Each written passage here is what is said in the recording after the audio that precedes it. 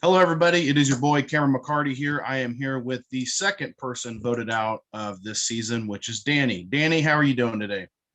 I'm good. How are you?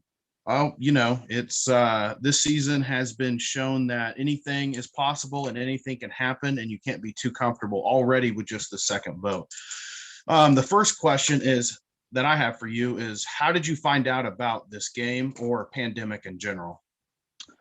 Um, so I had played a game in which I had met the owner of this game, Josh, and or our host, and I had told him, "Hey, can you play this game for me?" He said, "Yeah, if you play this one for me," to which ended up being this. And I was like, "Okay, let's do it. This is cute." So honestly, the host is the reason why I came into this game. So yeah, yeah, I guess that's kind of it. The host is the reason why I came. Like I'm Mhm. here because of him, but I'm glad I came. Yep.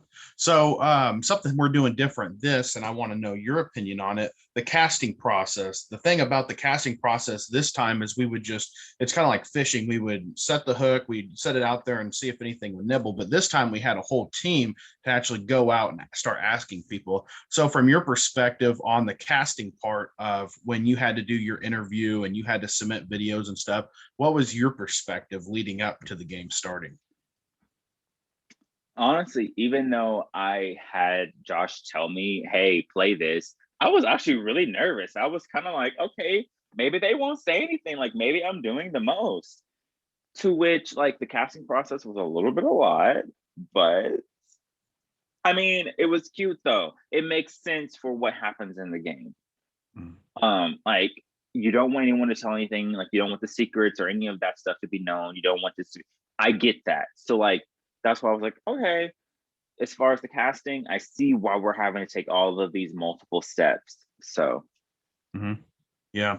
So leading into the game, when the game started on day one, something that I got the pleasure of is an hour before we did the meet and greet, we had a thing where we just dropped everybody on the same tribe, which nobody knew at the time. We put everybody in the same tribe. For instance, I was the one that sent out the invites for the Maji tribe, which you were a part of. What was your thoughts on that whole hour you had to talk and everything like that? confusion. Honestly, it was like utter confusion because especially at the very, very beginning, we didn't know what was going to like we were like, what is going on here? All of us were just staring at each other until y'all told us, hey, we can talk. And then after like 30 minutes, we were like, okay, wait a minute. We have to be a tribe or something. Like this is not like none of this, like, what is this? To which fast forward, y'all tell us we are a tribe. So like I think at that point I thought that we were creating a strong bond as a five with Destiny missing. Obviously it wasn't that, but I thought that's what we were creating. So like it gave us that sense of security, one especially once we found out later, hey, this is what we have. Mhm. Yeah. So the first challenge was dropped and it was the scavenger hunt. What was your opinion on the tribe during that time? I felt comfortable, which you're not supposed to, but of course I felt comfortable. Um, Especially because I knew the ones who were playing were putting in their full effort. Like Antonio and I were really trying. Tierra tried. Um, I believe Logan was the other person. I can't remember at this point anymore. But I believe Logan was the other person. Like we all tried as a tribe and we set people out just because we knew they were not going to be there. So I felt comfortable as far as the tribe dynamic. But obviously, fast forward, you see what happens. Yeah. But Yep. So leading into the whole 24-hour thing of when we dropped the second challenge into tribal, what was your perspective on losing that challenge? Which, for people that might forgot by now, it was filling up balloons with flour and then tossing them into solo cups. honestly, I focused on making sure because I knew we were already going to be at a disadvantage because Destiny wasn't there. Like Mike being there, we had already quote unquote discussed it of being a situation. So Destiny being not being there as well, that made that a situation of, okay, I know we're going to get a disadvantage. We're probably going to tribal. Like something is going to happen that's going to mess us up. So in that aspect of like going into that game, I was like, just something doesn't sit right. I have all the stuff, I have all the things that we could play this game with, but just something doesn't sit right. It doesn't matter how we do. If we go to tribal, I know it's going to be a problem. Mhm. Yeah.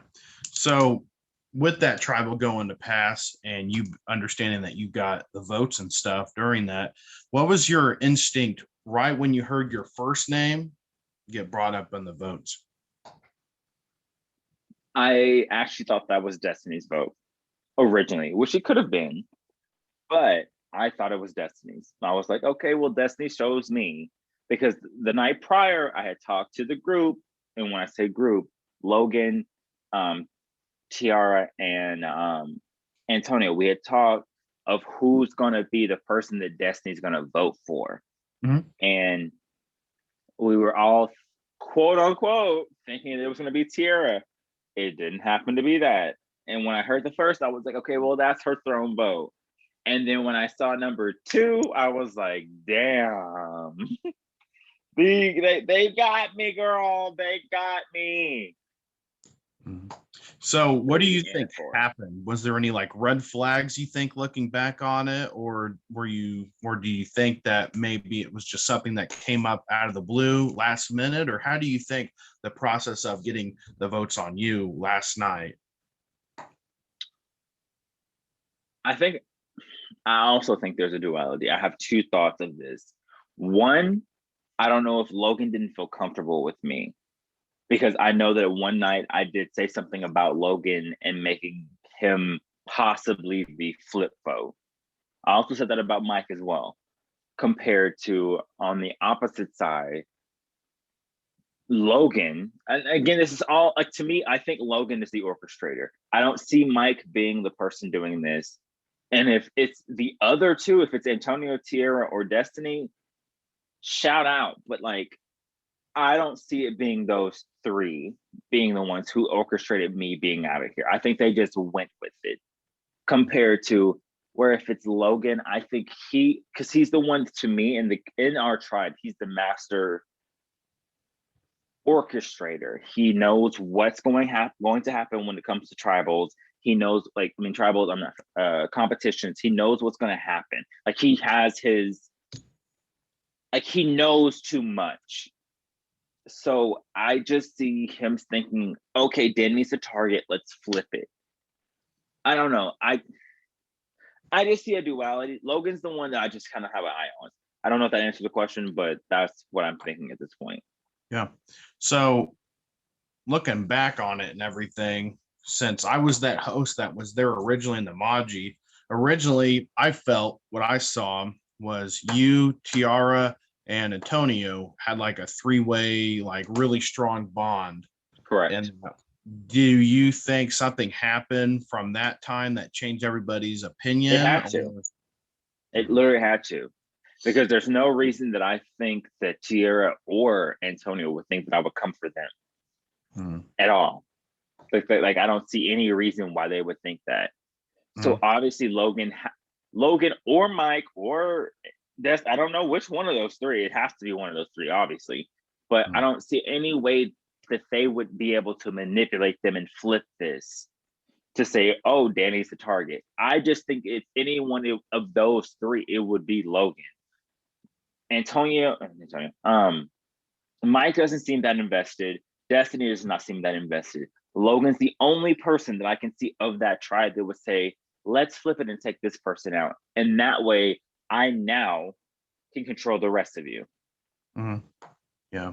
So that's all the questions I have on my end. Is there any last minute statements or anybody in particular you want to call out or anything you want to end with?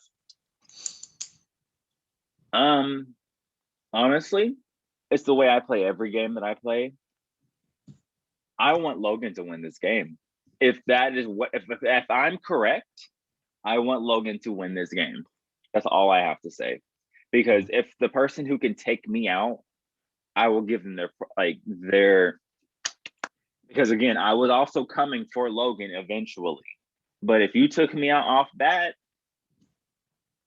shout out to you, baby. Yeah. Especially because you talked to me right before you took me out and you gave me, oh, we're one of, wait, if this is true, that's all I have to say. Baby Logan, if you win this, that's all I gotta say. So yeah, this is cute. Awesome.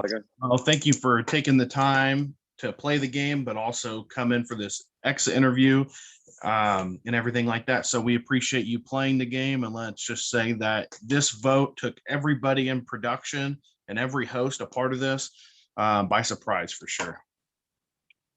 Baby, it took me like by surprise. And that's why I'm saying, whoever this is, actually flip this shit on me.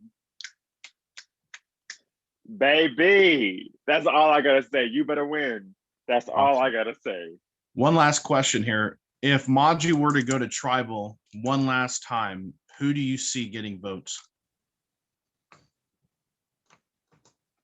I have no idea, honestly, just because of this being such a surprise of it being on me, no idea. Because I was so sure it was gonna be Destiny. Mm-hmm. So at this point, it could be any of these motherfuckers, like any. So I don't know. Like honestly, truly, I can't even pick a name. Yeah. Awesome. Well, I appreciate you coming on here and everything, and we appreciate you applying and playing the game as long as you were in. Thank you for having me. Awesome. Have a good one, Danny. Thank you. Bye, Cameron.